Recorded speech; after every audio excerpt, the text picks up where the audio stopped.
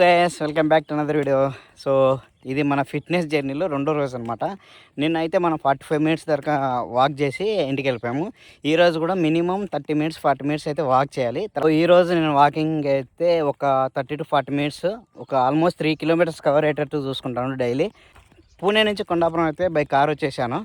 Almost 780 kilometres అలా ఉంటుంది.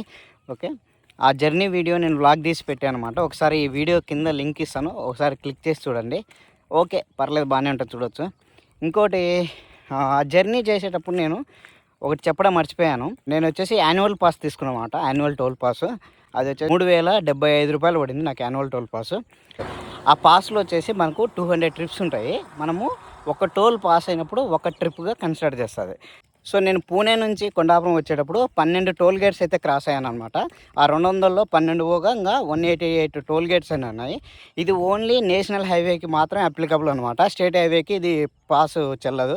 మళ్ళీ మనం ఫాస్టాగ్ రీఛార్జ్ చేసుకుంటాం కదా, అందులోంచి అమౌంట్ అయితే కట్ అవుతుంది. లక్కీగా నేను ట్రావెల్ చేసినది మొత్తం నేషనల్ హైవే కాబట్టి ఆ ట్రిప్స్ అన్నీ మొత్తం దాంట్లో కవర్ అయిపోయినాయి అనమాట. సరే, ఈరోజు వాకింగ్ 30 to 40 మినిట్స్ అయితే ఆల్మోస్ట్ కంప్లీట్ అయిపోయింది. ఇంకా నేను ఇక్కడ నుంచి ఇంటికి వెళ్ళిపోతాను. సో మీరు కూడా చిన్నగా స్టార్ట్ చేయండి, హెల్తీగా ఉండండి, stay fit, stay strong. See you next video. Bye.